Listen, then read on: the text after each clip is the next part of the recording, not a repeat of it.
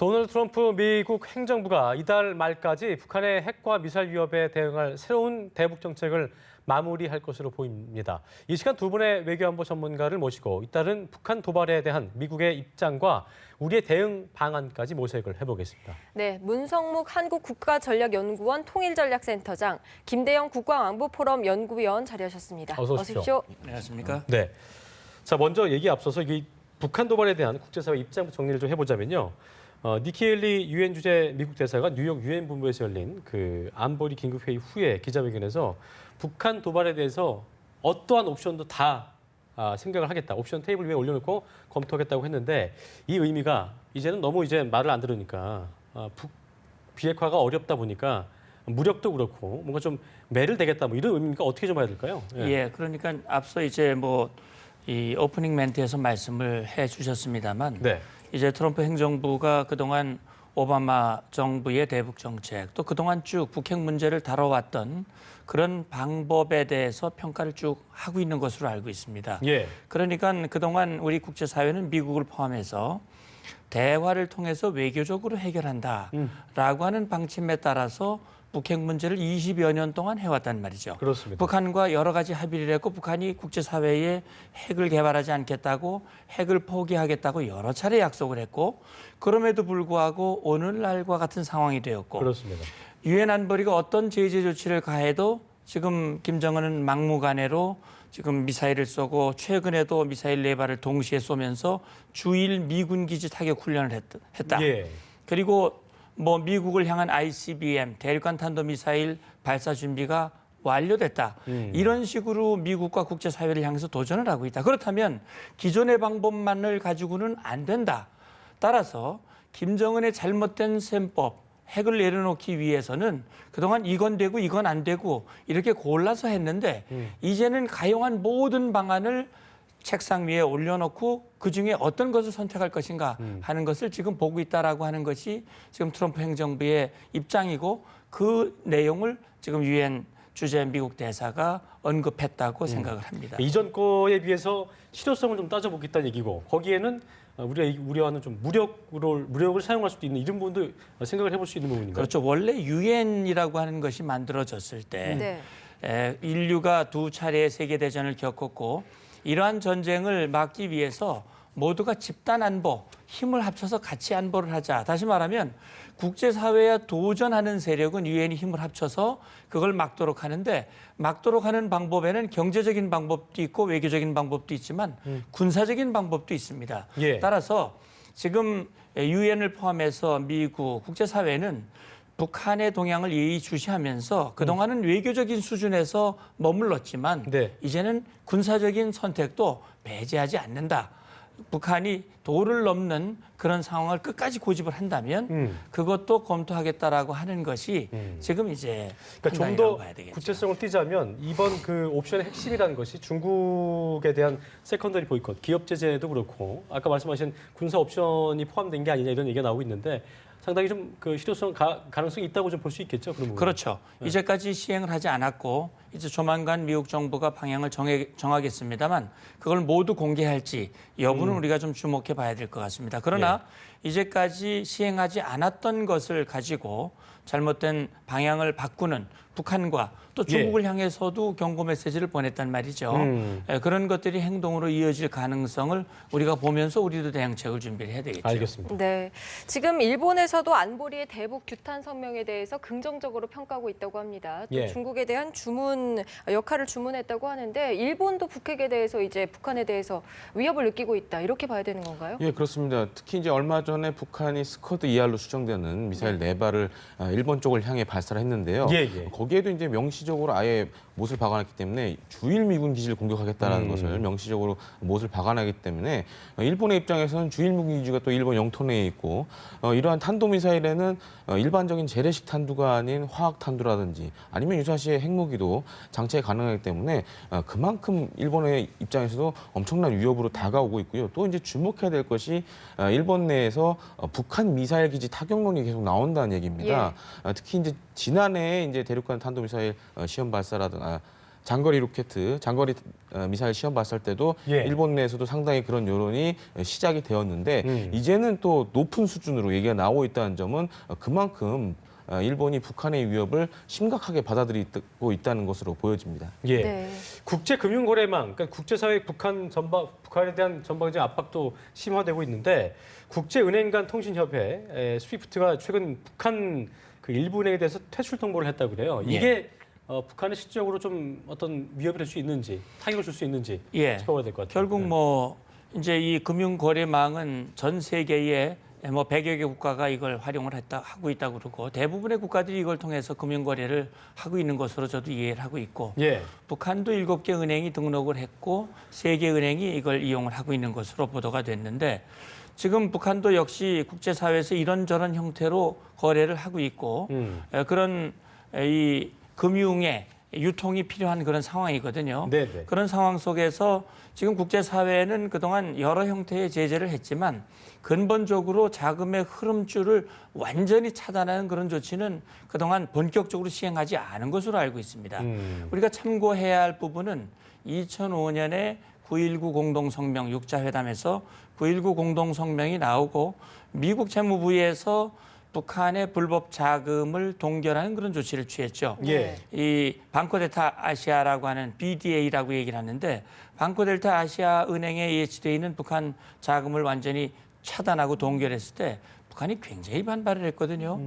비록 금액이 크진 않았습니다만 그것 때문에 북한이 엄청난 고통을 겪었다. 물론 거기에는 김정일의 자금을 손을 댔다고 하는 자체에 대한 반발도 있겠습니다만 네. 예. 아무튼 이런 국제 금융 거래망을 완전히 차단함으로써 자금의 흐름을 끊어놓는 것은 김정은으로 하여금 이제는 견디기 어렵다, 핵을 내려놓을 수밖에 없다라고 하는 생각을 갖게 만드는데 상당한 영향을 줄 걸로 생각을 합니다. 예. 네.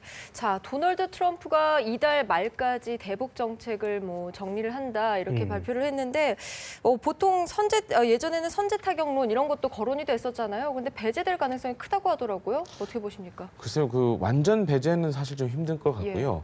특히 이제 그 미국의 입장에서는 물론 이제 미 정부에서는 밝히진 않았지만은 미국의 많은 전문가들 사이에서 사실상 그 레드라인으로 보고 있는 것이 북한의 ICBM 발사입니다. 만약에 북한이 ICBM 발사를 하게 되면은 이제는 북한이 미국을 직접 타격할 수 있는 무기를 갖게 되기 때문에 미국의 입장에서는 이것을 반드시 막아야 되는 상황이 발생되게 됩니다. 그렇기 때문에 선제 타격뿐만 아니라 예방 타격도 포함이 될 수 있고요. 또한 얼마 전에 나왔지만 전술핵 재배치 얘기도 어떻게 보면 좀 더 지금보다 높은 수준으로 나올 수 있고요. 특히 이제 내년까지 이 트럼프 행정부가 핵태세 보고서라는 것을 새로 써야 됩니다. 네. 이 핵태세 보고서라는 것이 뭐냐면은 미국의 매 행정부가 들었을 때마다 특히 미국의 전략 무기라고 할 수 있는 이런 핵탄두를 탑재한 여러 무기들을 앞으로 어떻게 운용할 것이냐, 그리고 또 어떤 새로운 작전을 또 도입을 할 것이냐라고 이제 검토하는 그런 보고서인데요. 이 보고서에도 과거와 마찬가지로 또 북한의 이런 ICBM 위협에 대비해서 좀 더 강력한 그런 작전 계획이 포함될 가능성도 매우 높다고 할 수 있겠습니다. 네. 자, 틸러슨 장관이 오는 15일부터 19일까지 한중일 3국 방문을 예정하고 있습니다. 트럼프 행정부의 어떤 그 대북 정책 결정에 있어서 중요한 계기가 될 것이다. 이런 예상이 나오고 있는데요. 가장 중요한 것이 사드 관련 얘기에서 그렇죠. 좀 사드 봉합책이 좀 나올 수 있을까? 그러니까 미국의 입장에서는 이제 중국 위협용 아니다. 잘못된 선택이라고 하고 있지만 그게 아니다라고 얘기를 할 가능성이 큰데 어떤 봉합이 좀 나올 수 있을지 아니면 겉돌지 이 예상을 좀 해봐야 될 것 같습니다. 지금은 그건 이제 중국의 선택에 달려 있다고 봅니다. 명백히 사드는 북한 핵미사일 위협에 대응하기 위한 순수한 방어 무기이고 요격력 체계이기 때문에 중국을 위협하지 않는다고 하는 것은 중국의 무기 전문가는 아마 잘 알고 있을 겁니다. 그럼에도 불구하고 사드를 격렬하게 반대한다, 결연히 반대한다라고 하면서 부당한 압력 조치를 취하고 있는데 이것은 결국은 사드 자체라기보다는 미국의 영향력이 한반도로 확대되고 그것이 중국의 영향력 확대를 제한하는 요소가 된다. 그걸 중국은 자기들의 안보 이익을 침해한다라고 얘기를 하는데 그래서 제가 볼 때는 이렇습니다. 북한이 중국이 아무리 압박을 가하고 그런 협박을 한다 하더라도 우리의 조치는 계속 이어지고 있지 않습니까? 예. 그렇다면 계속 부당한 압력을 취했을 경우 그것이 중국에 미칠 불이익도 생각하지 않을 수 없는 것이거든요. 그런 차원에서 이번 틸러슨 장관이 중국 지도부와 대화를 통해서 이 사드에 대한 정확한 그런 소통을 하고 이걸 통해서 중국이 입장을 좀 바꾸는 그런 계기가 될 가능성, 물론 기대 섞인 전망일지는 모르지만 네. 그럴 가능성을 배제할 수 없겠다라는 생각을 해봅니다. 최근에 왜 그 동북아 정세가 신냉전 체제에 구축이 됐다는 얘기가 나오면서 그런 의미에서 이제 왕이 외교부장과 어떤 이런 틸러슨 장관의 그 만남이라든가 미중 간의 만남이 상당히 갖는 의미가 클 것 같은데요. 어떻게 예상하세요? 사실 뭐 정말 이 사드 문제뿐만 아니라 뭐 남중국해 문제 여러 가지 문제들로 인해서 상당히 동북아가 상당히 과거 냉전과 같은 기류로 가고 있는데요. 그렇습니다. 네. 예. 하지만 이제 냉전 시절에는 사실 이제 경제 문제가 크게 이제 부각이 안 됐습니다. 지금은 이제 뭐 미중 간이나 한중 간이나 여러 가지 이제 경제적인 문제가 있기 때문에 예. 과거와는 조금 이제 다른 양상이긴 한데요. 하지만 이제 중국 입장에서는 이제 경제 성장과 함께 그야말로 G2 국가로서 이 동북아에서 자기네들의 목소리를 내기 위해서 또 계속 이런 어떻게 보면 사드와 관련돼서 한중 간의 네. 갈등이 빚어지고 있고 또한 군사적인 또 그런 행동 가능성도 조금씩 엿보여지고 있고 그렇기 때문에 이번 그 국무장관의 방문은 아무래도 각 나라의 그런 의중을 살펴보는 일종의 이제 탐색전 정도가 될 가능성이 굉장히 높다고 보여지고요. 이러한 탐색전 결과를 가지고 앞으로 이제 트럼프 행정부가 북한 문제뿐만 아니라 동북아 문제를 어떻게 풀어갈까 이런 본격화될 것들을 것이다, 예 이번 그렇게 얘기로. 보여집니다. 예. 네. 자, 중국에는 지금 주한 미군 기지 그리고 한국과 일본의 뭐 그런 군사 시설을 다 들여다볼 수 있는 레이더망을 갖추고 있다고 하는데 그렇습니다. 지금 사드에 대해서는 반대하는 입장이잖아요. 어떻게 보십니까? 저희가 그 이름 좀 준비했는데요. 예. 굉장히 본인들은 지금 레이더를 많이 갖추고 있는 상황인데 실제로 예. 어떤 상황인가요? 특히 이제 탐지 거리가 5,000km에 해당되는 그 탄도탄 감시 레이더 같은 경우에는 지금 하얼빈 쪽에 있는데요. 예. 이 레이더 같은 경우에는 또 특이하게도 이렇게 360도 회전이 가능하도록 이렇게 특수하게 설계가 되어 있고요. 또 산둥반도 쪽에도 또 레이더 기지가 있고 JY26이라는 레이더가 있는데 저는 이제 실제로 중국 그 에어쇼에 가서 봤던 네. 그런 예. 레이더이기도 하고요.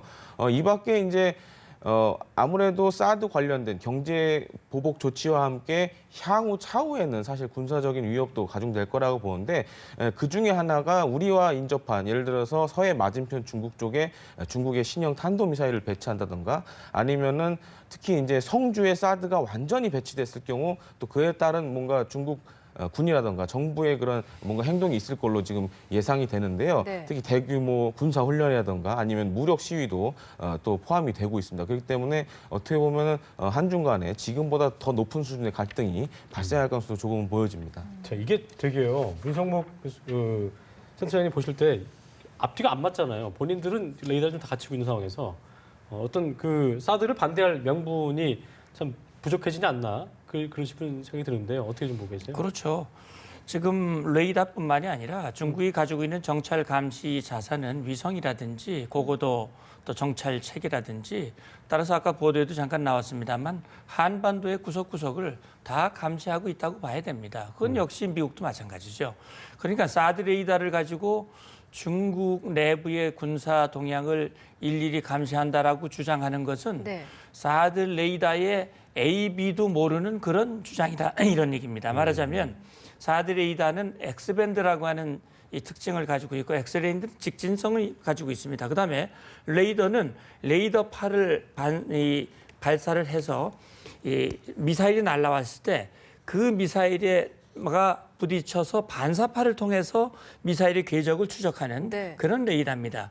말하자면 CCTV를 설치해 놓고 쫙 들여다보듯이 그렇게 한다고 하는 것은 전혀 레이더의 A, B를 모르는 그런 주장이기 때문에 지금 중국의 그런 주장은 근거가 없는 것이고 부당한 것이라고 하는 것은 아마 중국도 알 겁니다. 다만 중국은 시진핑 국가 주석이 이미 반대한다고 얘기를 했기 때문에 중국의 일당 독재 체제상 시진핑의 말을 뒤엎을 수 있는 그 누구도 존재하지 않는다라고 하는 그 경직성이 지금 이런 형태로 나타나고 있는 것 같은데 앞으로 틸러슨 장관이 방문을 하고 또 이어서 지금 트럼프 대통령과 시진핑과의 아마 정상회담이 이어질 가능성이 있습니다. 네. 미중 간에는 갈등 부분도 있지만 상당 부분 협력이 필요한 부분도 있기 때문에 이것을 길게 갈등으로 이어갈 경우 중국에 미칠 불이익, 최근에 미국이 중국 기업에 대해서 역사상 가장 큰 제재 조치를 가했다고 하는 이 내용이 나왔는데 그것이 혹시 세컨더리 보이콧이 아니냐라고 하는 그런 추측도 있는데 아무튼 앞으로 중국이 계속 이 사드 문제에 대해서 부당한 압력의 수위를 높여갈 경우 그것이 중국에 미칠 파장도 그만큼 크다라고 하는 것을 중국도 인식을 해야 된다고 저는 봅니다. 그러니까 예. 지금 그 센터장님께서 좋은 얘기해 주셨는데 어쨌든 자꾸 앞뒤가 안 맞는 행동이 나온다는 것은 중국 내부에서도 모르는 소리 하지 마라. 이걸 모르지 않음에도 불구하고 어떤 의견 수렴이 되는 어떤 그런 유연성 같은 게 좀 부족하기 때문에 결과적으로 시진핑 주석도 이 한반도 정세, 그러니까 그 동북아 정세에 있어서 패권 경제에 있어서 미국이 껴든 걸 싫어하는 거를 보여주는 거다라고 좀 볼 수밖에 없을 텐데. 그렇죠. 그렇다면 최근에 이제 어제 왕이 외교부장도 결과적으로 모두 다 스탑해야 된다. 한미 연합훈련도 스탑해야 되고 또 러시아도 최근에 이 사드 배치를 반대하면서 북중러, 한미일 이 신냉전 체제가 사실상 기정사실로 된 건지 이 부분은 어떻게 좀 보고 계세요? 그런데요. 그 중국 왕이 외교부장의 얘기도 한쪽 눈만 감고 한쪽 눈만 뜨고 얘기하는 같은 느낌이 들어요. 그 외교부장의 얘기는 북한의 핵미사일 개발과 우리 한미연합연습 둘 다가 다 잘못된 것이다. 네. 그렇게 지적을 하고 있단 말이죠. 중국, 러시아 훈련 안 합니까? 최근에 항공모함 가지고 우리 서해를 훑고 지나갔고요. 계속 훈련합니다. 자기도 훈련하는 건 괜찮고 한미 훈련하는 건 안 된다? 한미연합연습은 북한이 6.25 전쟁 이후에 북한이 도발하지 못하도록 한국과 미국이 군사력을 유지하고 그 대비태세를 갖추기 위한 방어 연습을 투명하게 하고 있고 네. 매년 훈련 때마다 북한에게 사전 통보하고 북한이 의심스러우면 와서 보라고 초청도 합니다. 이런 연습을 가지고 중국이 북한 잘못된 불법적인 핵미사일 개발과 한미연합연습의 정당한 연습을 양비론식으로 얘기하는 것은 말이 되지 않는 것이고 제가 볼 때는 한반도의 냉전 구조가 높아지면 높아질수록 그만큼 중국에게도 불리하다. 그리고 북한 핵미사일을 중국이 제대로 관리하지 않는다면 네. 방향을 틀면 그 미사일이 북경에도 떨어질 수 있고 중국 어디에도 떨어질 수 있다고 하는 것을 중국도 아마 생각을 해야 될 겁니다. 알겠습니다. 예. 자, 이런 가운데 김한솔의 영상이 어제 유튜브에 예. 올라왔습니다. 왜 이 시기에 영상이 올라왔는지 여러 추측들이 분명히 뭐 있는데 의도한 바가 있을 것 같긴 한데요. 예, 예. 어떻게 보십니까? 영상 자체도 좀 충격적이었지만은 사실 그 영상을 그 사실상 지원한 걸로 보여지는 그 예. 천리마 민방이라는 네. 곳이 굉장히 이색적으로 다가왔는데요. 예. 사실 이제 그 통일 사업이라고 많이 하죠. 이제 탈북자라든가 아니면 북한에 대한 무슨 그런 인도적인 지원을 하는 그런 단체 사이에서 조금은 알려진 그런 또 단체로 이렇게 반복 알려지고 단체인 있습니다. 거죠? 반복 단체라기보다는 이제 고위급 주로 이제 탈북자들을 그걸 지원하는 도와주는? 뭐 그런 역할을 맡고 있다고 하는데요. 네. 근데 이것도 뭐 확실한 정보는 아니고요. 그런 소문은 좀 있습니다. 그리고 또 뭐 국제적인 또 지원을 받아서 그런 또 고위급 탈북자들만 전문으로 한다라는 얘기도 있습니다. 그렇기 때문에 이번 김한솔 같은 경우에도 이런 조직이 동원된 걸 보면은 아무래도 여러 나라의 정부가 좀 김한솔을 제3지역으로 이렇게 빼내는데 많은 도움을 준 것 같고요. 또 영상에서도 이제 김한솔이 또 그런 얘기를 하지 않습니까? 이런 영상을 또 전격적으로 공개한 거 보면은 어떻게 보면 아버지에 대한 생각도 있고 이런 천리마 민방위라는 데서 이런 영상을 통해서 고위급 탈북자들 더 북한에서 빼내려는 그런 네. 시도로도 보여집니다. 알겠습니다. 영상 보셨을 텐데 네. 김한솔의 안위도 그렇고요. 이게 그 찍혀진 시점이 이제 일단 김정남의 암살 이후일 텐데 제대로 좀 피신이 돼 있는지 이런 부분도 그렇고요. 뭐 영상의 의도도 그렇고 끝으로 좀 정리 한번 해주시죠. 예, 저도 이제 그 영상을 보면서 김한솔이 맞겠다라는 생각을 했는데 우리 정부 당국에서 그렇게 확인해 확인을 했죠. 줬거든요. 예. 그리고 며칠 전에 아버지가 피살됐다라고 얘기한 걸로 봤을 때는 영상이 찍혀진 시점은 아마 지금보다 조금 된 것 같아요. 네네. 김한솔 입장에서는 아버지가 그렇게 독살이 됐는데 얼마나 가슴이 아프겠습니까? 결국 본인이 그런 언급을 했다고 하는 것은 이번 사건이 북한의 소행이라고 하는 것을 만천하에 알리고 싶은 예. 그렇게 해서 아버지의 억울함을 풀고 싶은 그런 마음이 있을 것이고 지금 김한솔이 어디 있는지 누구도 알 수 없습니다만 어쨌든 안전하게 있는 것만은 분명한 것 같고요. 아마 김한솔이 제3국으로 갔다면 중국의 협조 없이는 불가능했을 텐데 중국으로서는 김한솔을 데리고 있는 것이 굉장히 부담스러웠을 거예요. 국제사회의 김한솔 가족들의 그걸 예. 협조를 안 해줄 수도 없고 따라서 이번 상황은 이번 말레이시아가 사건 수사를 종결하고 예. 이걸 마무리하는데 굉장히 중요한 단서가 되지 않을까 이런 생각이 듭니다. 알겠습니다. 네. 자, 오늘 말씀 여기까지 듣겠습니다. 네. 두 분 고맙습니다. 고맙습니다. 감사합니다.